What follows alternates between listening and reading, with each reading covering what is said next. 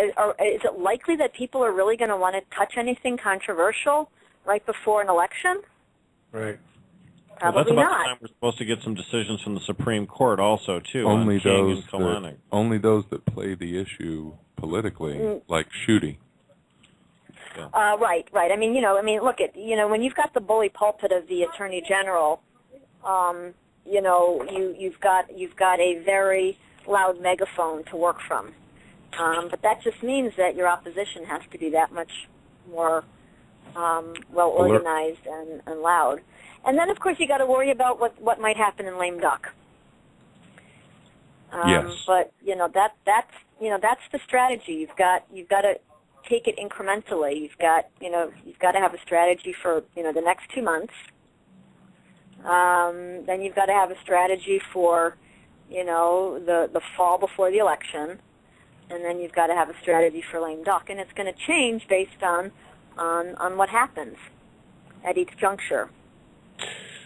Would you please, and I really appreciate your time, and I'll let you go if you have to, but you told a story about, the period of time after the election in 2008 when the law passed, and you described like the, it was a lame duck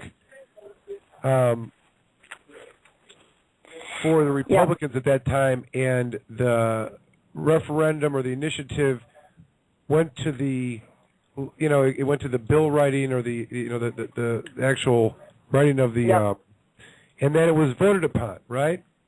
Yep, it was. You had the majority of Republicans, right? It would have been a majority of.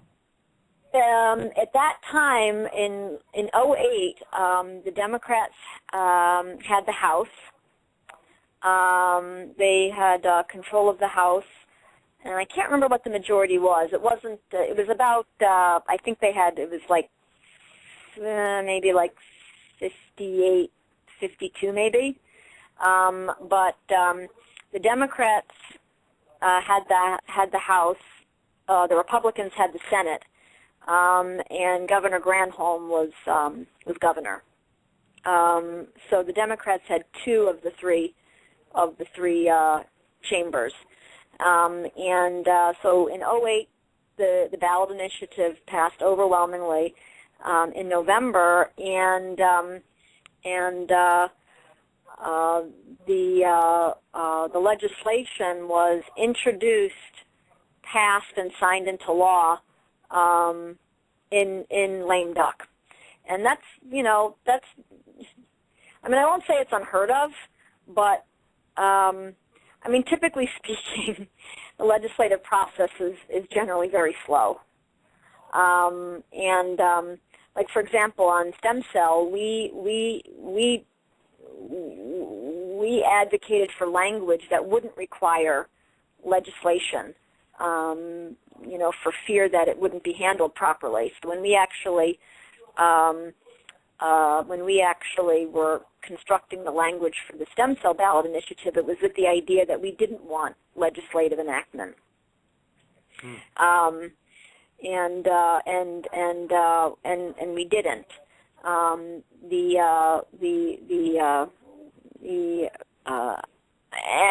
I'm not sure enough about the proponents, because I was at that time so focused on stem cell. I'm not sure if the proponents actually wanted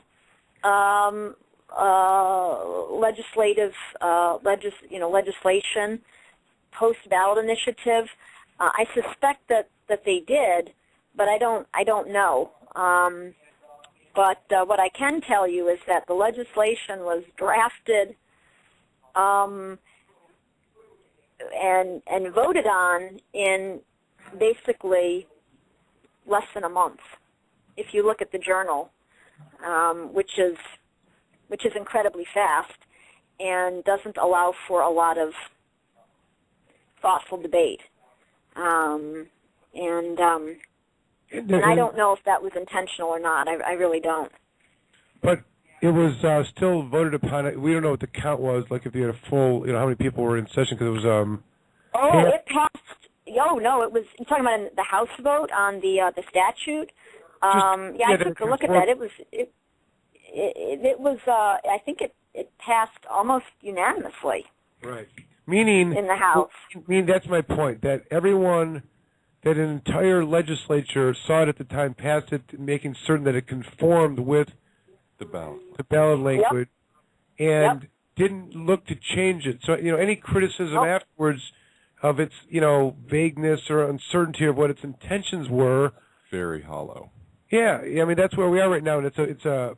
I mean that's what I'm saying. Like they had a chance to say, okay, when it says here in the initiative that you have a right to present a defense to. It feels like a trick, actually, to some degree, when you've got the opponent of the measure that takes over as Attorney General, and then starts to drive the legislative process to restrict the protections and put those patients and caregivers back into the system and make them subject to the judicial system again. With the starter that 135,000 people were promised their privacy would be protected, and now 4 years into the game we're going to have a rules change. That's look. I mean, but that has not stopped this administration one iota, or the Republican majority. I mean, look what happened with the film credits. I mean, people were told to their face by the governor when he was a candidate, I will not touch what was done in '06 for at least 5 to 8 years. And yet, as soon as he won, one of the first, in his first budget, he said, I'm doing away with the film incentive program. He touched it. I mean, in one fell swoop, an entire industry. I mean, millions of dollars had been invested. Went poof like that. That's what happens when you have, when you have term limits, and you've got, the entire. Legislative wisdom, if you will, in a body of people that have, 2 years under their belt. Pretty scary. Wiped clean. I have wiped noticed clean. that some of the things that are on their face, sort of pro-democratic or what have you about the election process, really end up being anti-democratic. The nonpartisan judiciary elections are amazing to me. How easily they have corrupted. Yeah. Well, the whole notion that they're nonpartisan elections is sort of it's sort of a slap in the face, really. I mean, we've got as states go, we have it's sort of known nationally that we have some of the most partisan, the most partisan judiciary in the country. Who are the Democrats supporting for the Supreme Court seats? Do we know if any candidates been identified? Yeah, the Democratic Party had an early endorsement convention 2 weeks ago to allow for our slate of candidates to be able to. To sort of have a boost and to get a little bit ahead in terms of getting their names out. And so the early endorsement for the 3 Supreme Court slots were given to Bridget Mary McCormick, who is a professor at U of M, and she. I've had the chance to speak with her. Really, she was the I think the founder, I believe, of the U of M Innocence Project, and has written extensively, and I think be an excellent candidate. The second candidate is Wayne County Circuit Court Judge Connie Kelly.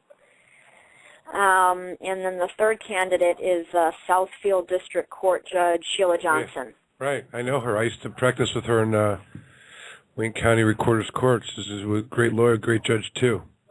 Yep, it's a strong slate, and it's a very strong slate, and you know, we've got to hold on to Marilyn Kelly's seat, and we've got to hopefully win. You know, hopefully beat both Markman and Zara, but we've got to take at least 2 of those 3. I agree. Need to swing it a little bit there, because. Yep. All right, so I really appreciate it. You know, I appreciate you taking the time to share all that with us. Oh, and, you bet. I hope. To talk to you guys.